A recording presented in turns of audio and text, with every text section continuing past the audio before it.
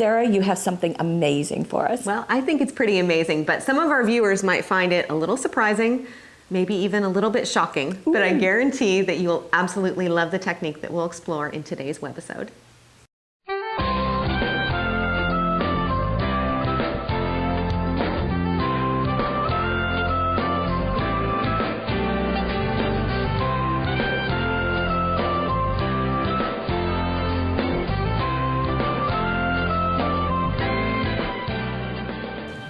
Isn't that beautiful? Do you like this? I do. Let's get closer still. Okay, this is Keith's Valentine, actually. Oh, it is. It is, not traditional colors. Because, and you ripped it from his hands to bring it? Yes, I did. He likes green, so I went with green and gold. Okay. And what you'll notice on here is a pattern going between two different papers. If you can tell this, yes. We've got the gold metallic, and then we've got this green alternating, going vertically and also going horizontally. Now this is based off of a technique called Bargello. Correct. Which is actually started with embroidery, then is popular in quilting. Right. And you've just taken it for paper. And actually this is not my idea. I remember taking a stamping class years and years ago that incorporated the same technique. So I thought, let's try it with not just papers, not just pattern papers, but with Dazzles.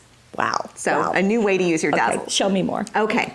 I'm actually going to scoot this one aside if you want to take that. Okay. I need to take that home with me. I guess you do. And then we'll Thank you, Keith. We'll go into another card right here. This is a similar technique. We're going to start a little bit more simply, though, Thank you. Because this will really explain the technique as we're talking about it. Okay. And again, I'm seeing strips. I think we need to get even closer because that will really show us. So strips are key. Strips are key, and a paper trimmer is also key, and I'll talk about that in a minute. See why. But basically what you're going to do you want to bring in that Dazzles package? Sure. The one that I used for this one is the medallion stickers, and you've got so many varying options on the sticker sheet, and you can use this with any of your metallic outline stickers. Of course, I chose to use the Dazzles. Well, and I guess you can use them with the stickers themselves and then with the innies too. Absolutely. Okay. Right. So I'm going to bring in this little piece of paper, and this is where my strips come from. So you can see that I've got two of the medium-sized medallions, and then I've also incorporated two of these little heart accents, and those could be on the corner of your card or however you choose to use them normally. Sarah, I'm noticing you put it on a patterned paper, not on a plain. Exactly. Now you can use this on patterned paper. I usually go with very subtly patterned papers, just so that you don't have a huge conflict in there. And if you can hand me the paper trimmer, this is the tool. I can hand you anything. This is the tool that you will need to have, because basically what you'll do after you put your stickers down, and you do want to have them fairly full, don't space them out. Okay, close together. Close together, you want them close together. And any designs, because you're going to cut this into strips, so you're going to kind of lose the design a bit. Right. Okay. So I usually go between maybe 1/4 of an inch to 1/2 an inch. It really depends. Your strips don't have to be the same. Oh, you know what? I was just going to say, because what I read is that they traditionally were the same. Right. So, well, but you can take this however you want. Yes. And basically, you're just going to do this. And you can see already I've cut these strips, and if we can get a little bit closer, you can see what the end result is. Okay. I'm going to keep snipping here. And don't use your scissors, even if you can cut really straight, because you do need to get these sort of lined up again. And you can see the fullness of that design. Yes. So once you've got your strips cut, then you can take a piece of paper. Solid paper generally is going to be the best platform for this. And I always use a glue stick to put these down. Sure. So I'll put my strip, and I'll just grab one of these here. I'll put my strip onto a piece of scrap paper, place it down, take that glue stick and go from one end to the other to really get a nice even coverage. The reason I like glue stick is because then you can place these down, and if you need to scoot it a little bit one way or the other, the glue stick does allow you a little bit more flexibility. Let's just get in close again to this now that you've walked us through the steps. And I can see that the tone on tone is very, very subtle. I don't even know you can see it on camera, but in person it's very subtle. Exactly. Which is why it works. Yeah, exactly. So you can do it in straight lines or in rows. Or you can do it, well, yeah, actually, let's stick with the strips for right now. Here's another card, very simply done, because These strips are going to be the focal point of your card or an accent for your scrapbook page. The rest of the design can be very simple. So let's get a little bit closer here. You have a surprise here. Yeah, this is something a little bit different because, again, we've got kind of a tone-on-tone effect. It's all the yellow. But this, and this are all ribbon. Ah, which is already cut for you. Right, exactly. So you're just going to take a piece of the ribbon. The trick I use is if you're going to put, say, the border down onto your ribbon, which is what I used here, you're going to peel this off, place this down, and tape the ends down to your work surface. Okay. Because otherwise you've got two very wiggly things that can kind of go their own direction. Okay. Now the other portion of this, which is on the paper, it's you know, the alternating ones, is the star.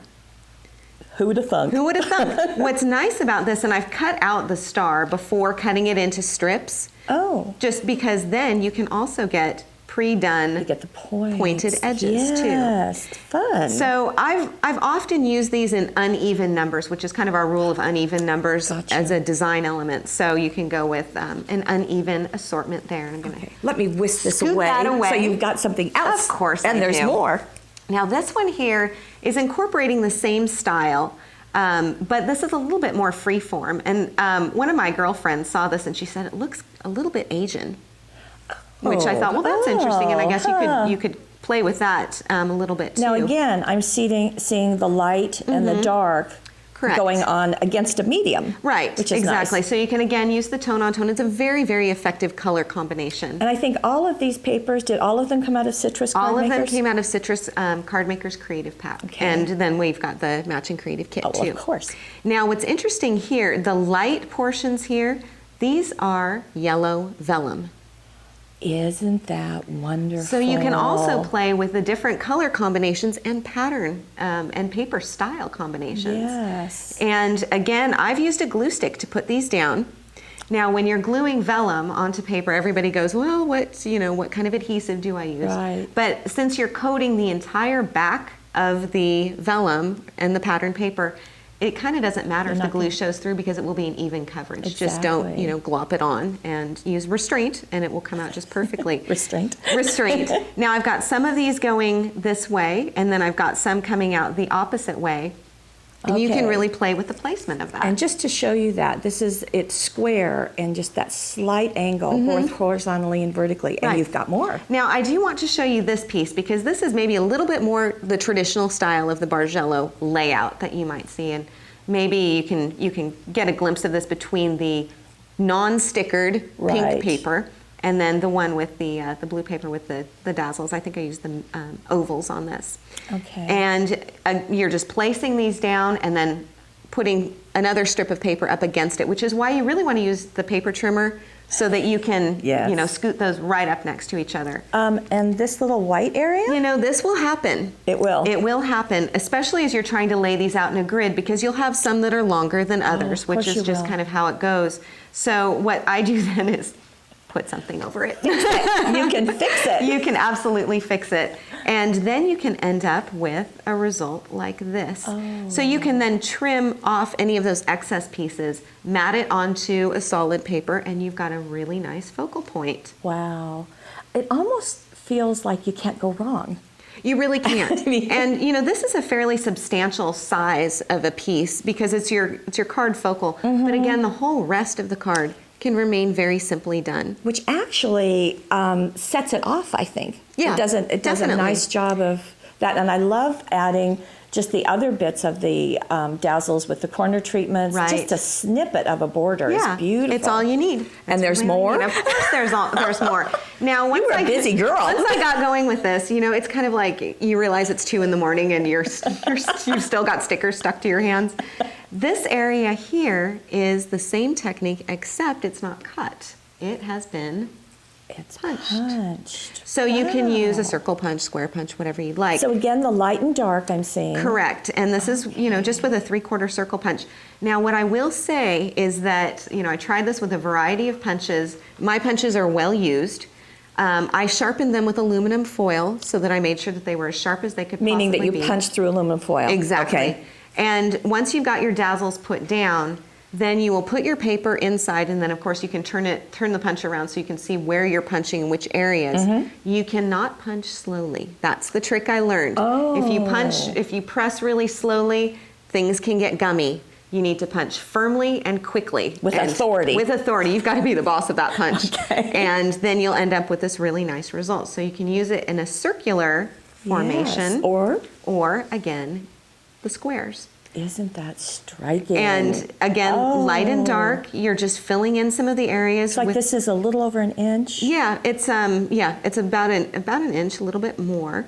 And then just place down onto, again, some of the paper from the Creative Pack. Beautiful. You can do a whole lot of cards with this technique. So this only shows that you can use every tiny bit of Dazzles and outline stickers. Absolutely, we love that.